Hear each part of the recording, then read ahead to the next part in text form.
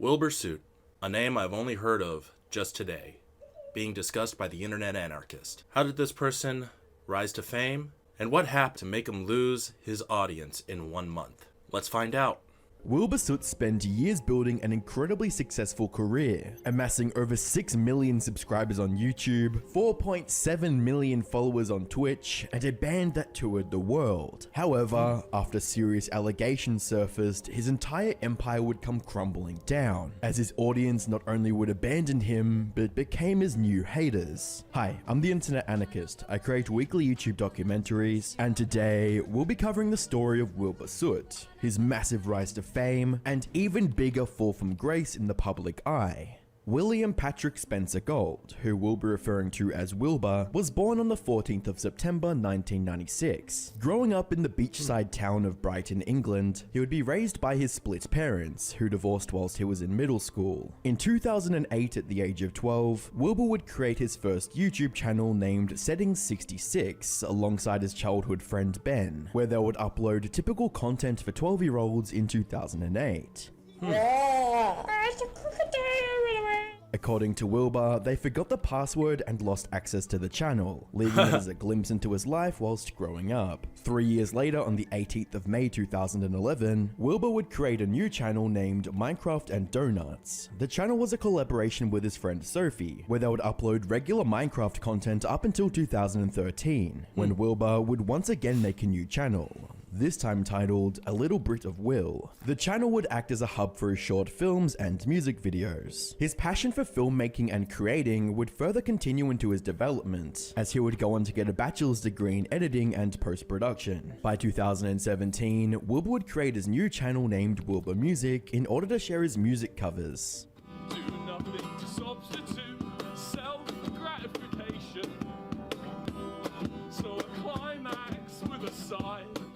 Between the years 2017 and 2019, Wilbur would form a group known as the Soot House, which consisted of a variety of his friends who would make meme-based content. The channel would be a massive success, garnering over 283 million views and over 1 million subscribers. But despite this success, the channel would ultimately be abandoned, with the final upload being on the 29th of July 2019. However, during the Soot House era, he created his own personal channel named Wilbur Soot, where he would publish Minecraft content, with the first video being a collaboration with Jay Schlatt titled Tiny Minecraft 25 Block Survival Challenge. Something for me. I need you to go in there. Yeah, okay. I need you to go in there. They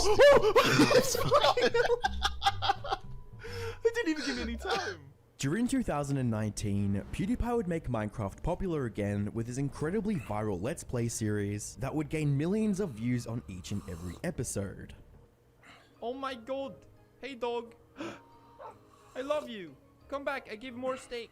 Wilbur's solo channel would initially continue his Minecraft content streak, but in April of 2020, he received an invitation to join a new private Minecraft server, the Dream SMP. This server, created by popular YouTubers Dream and George Not Found, would transform Wilbur's career. His natural charisma and storytelling abilities were a perfect fit for the server's unique concept: role-playing. The Dream SMP propelled Wilbur to fame that he'd never reached before, amassing millions of new subscribers as he seamlessly fit into the storyline and became a well-liked member of the server. Whilst riding off the high from the Dream SMP success, Wilbur would found his indie rock band Lovejoy in May of 2021, posting their debut EP Are You Alright just days after. On the council, Mrs. loves the silver spoon. It wouldn't be long before the band would gain millions of monthly listeners. Wilbur would spend the following 2 years touring the world and making festival appearances with his band.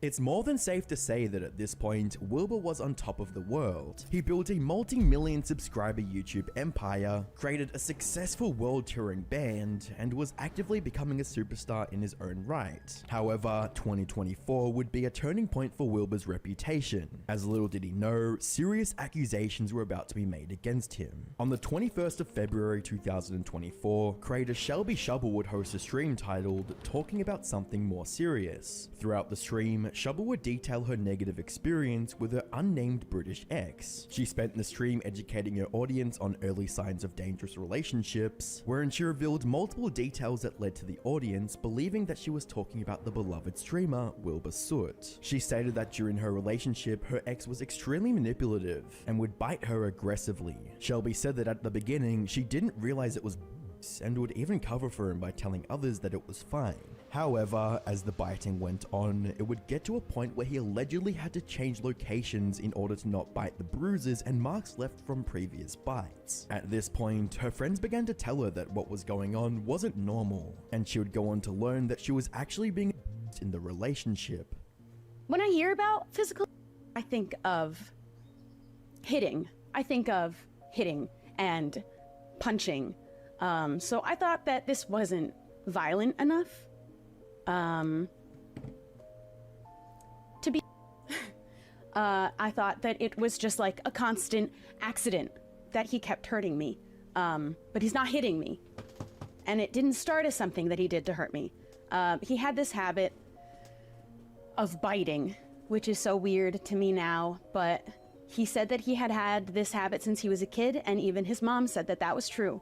And he said it was just affectionate, and that might have been, I mean, I think that might have been true maybe at the start, but I also feel that I have good reason to believe that every part of it was a lie, but that's just my personal opinion. And I had no problem with just biting. That isn't even the most uncommon thing. But he did mention something early that I should have taken as a red flag. And he wanted to make sure that I was okay with him biting me, because he didn't want me to come back later and say that he me, which I thought was really weird, considering he had never hurt me before.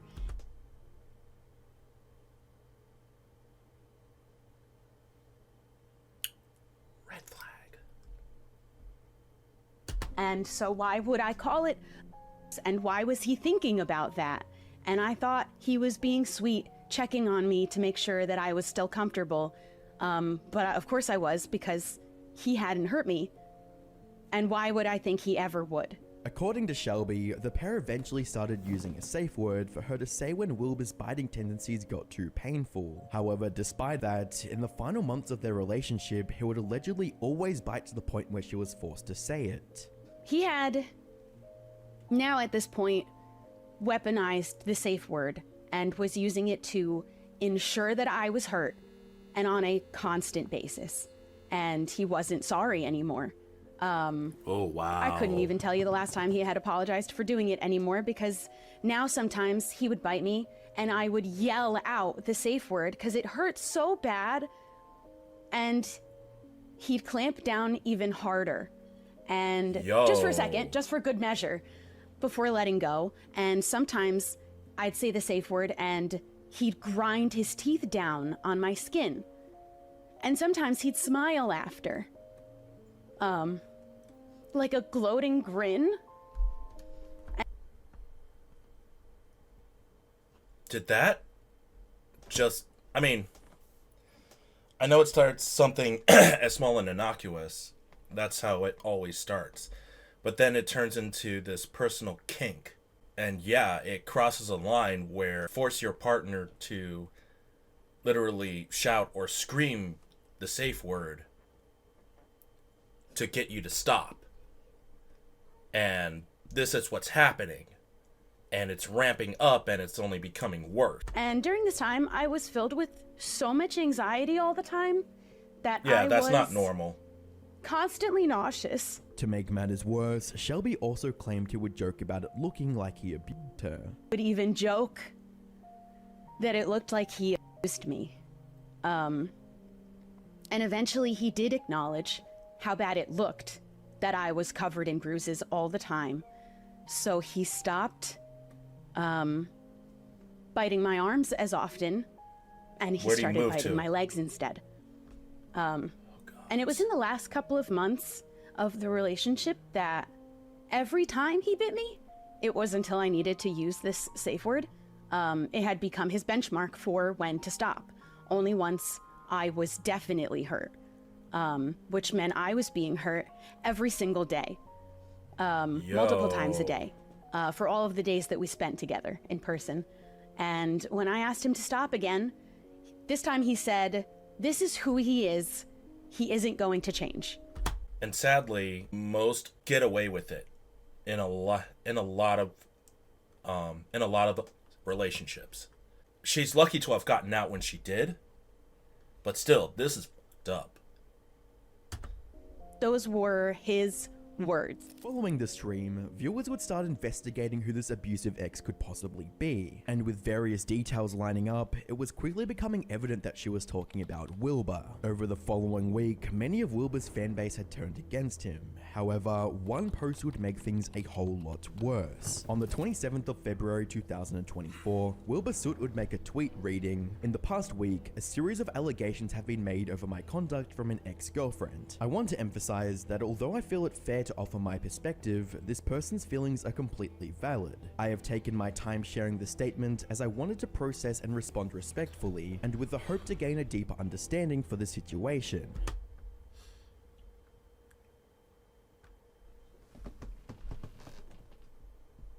Remember what I said about Mama Max going into long-winded, like, non-semi apologies? This is sounding eerily like that.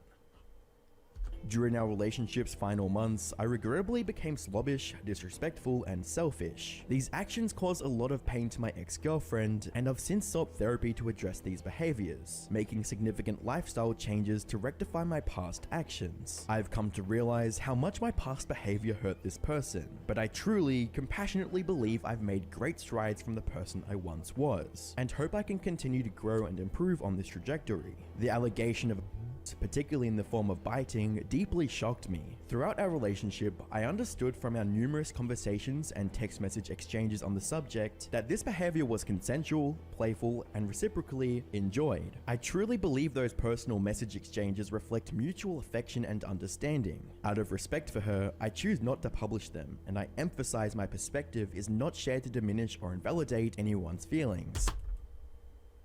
That's a very long-winded way of saying you're invalidating her feelings.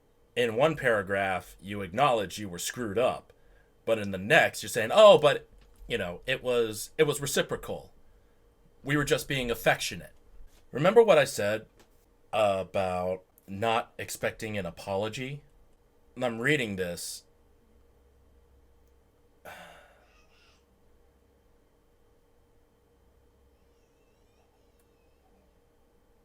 And yeah, this is a very, very long-winded dude.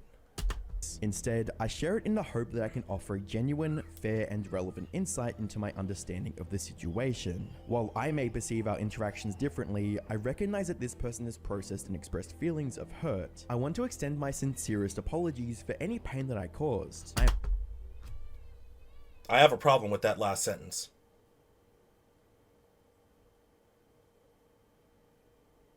I want to extend my sincerest apologies for any pain that I caused. You know what would sound a lot more genuine? I want to extend my sincerest apologies for the pain I have caused you.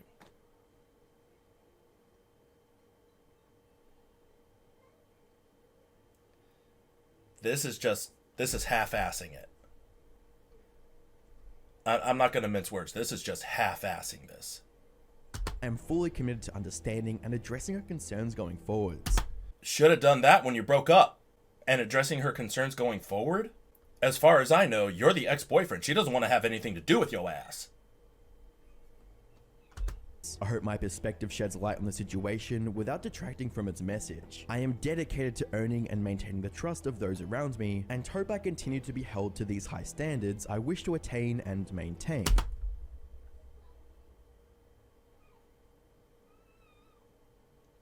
I hope my perspective sheds light on this situation without detracting from its message. You just did. You just did. Will. It's more than safe to say that the community was not impressed with Wilbur's response. See? The main criticism being how much he focused on defending himself and stating that he has, quote, changed, and not enough focusing on his alleged negative actions that brought him into the situation to begin with. As Wilbur... Hold up. Let's go back a sec. that he has, quote, changed, and not enough focusing on his alleged negative actions that brought him in... How can I make this about me? That meme alone, that image alone, nailed his perspective. 4 or 5, 6 paragraphs of making the situation about me. into the situation to begin with, as Wilbur specifically... Okay. Why even post this? Changing the entire point of... Okay, the focus is out. Why even post this? Changing the entire point is not a misunderstanding for you. That you are now working on yourself. An actual apology would have been good. didn't admit to abusing her, and instead said he had texts that made it seem mutually enjoyed, consensual, and playful. See? My point from earlier. However, some of the responses were almost as controversial as the apology itself. Minecraft YouTuber Dream would receive criticism for responding to the situation by instantly taking Shovel's side and taking the moral high ground above Wilbur, with lyrics tweeting, "Dream, the guy who was falsely accused of being a groomer and p***er just 2 months ago, is taking Shovel's side against Wilbur Soot and calling him an abuser with no evidence. Dude,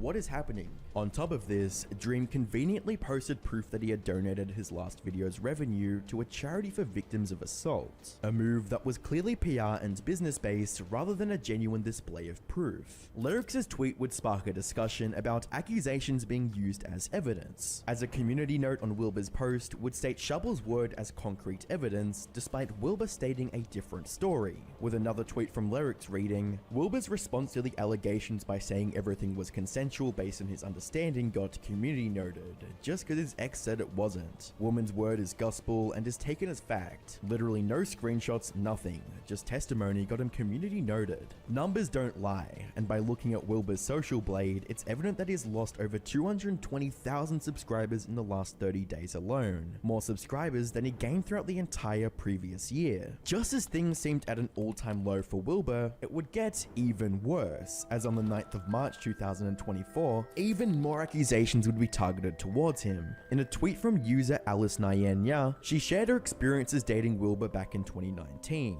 reading, "Hello, I'm Alice. I dated Wilbur back in 2019 and I want to speak out about my experience. I felt like I couldn't talk about this sooner because I was scared of his public influence and the potential backlash from fans. But now after hearing Shelby's story, seeing the support she's been shown, and admiring her bravery, I finally feel safe to break from my silence on our relationship. Back in 2019, at the beginning of the relationship, I was immediately shown a lot of affection, very reminiscent of love bombing. One of his close friends at the time warned me in confidence to, quote, be careful, unquote, as if they had seen people get hurt in the past, but I believed he was good inside. After a month, the honeymoon period was over and it was like I was dating a completely different person. I was told to keep our relationship a secret, but was framed in a way that implied it was for my safety, as if it was in my best interest to keep this secret despite my own feelings. I believed that he enjoyed having control in the relationship, or would have to hide as he streamed and sit silently in the corner of his room waiting for him to go offline. He would say condescending things to me about my interests and the type of content I created, as if he didn't take it, or me, seriously, and would only be enthusiastic about his future plans with music and desire for fame. I never felt like he was encouraging towards me or any of my goals, and in the last few months, he'd made me feel extremely unlovable and unwanted. I suffered with self-harm tendencies in 2019.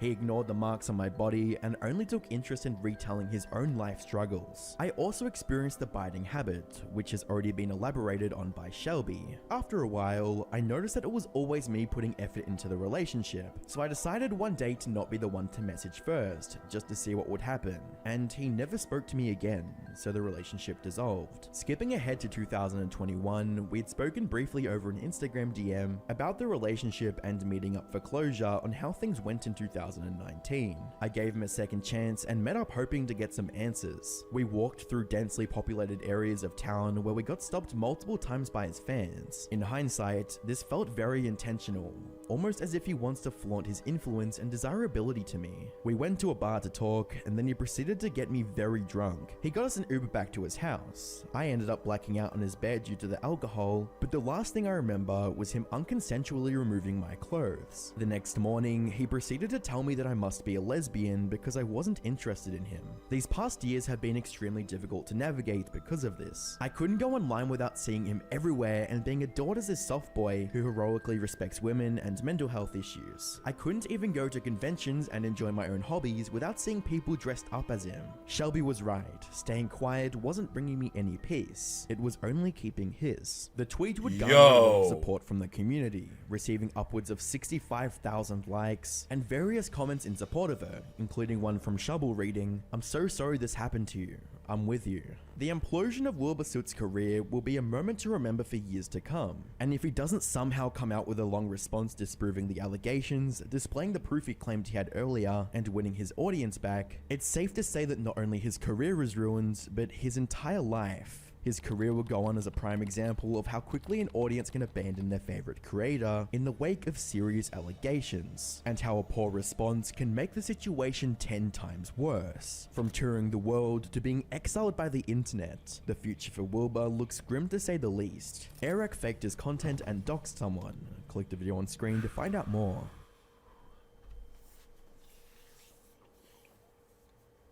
Abuse is never okay. It's never okay. Wow. That's gotta take a bit to process. Alright. See you in the next one.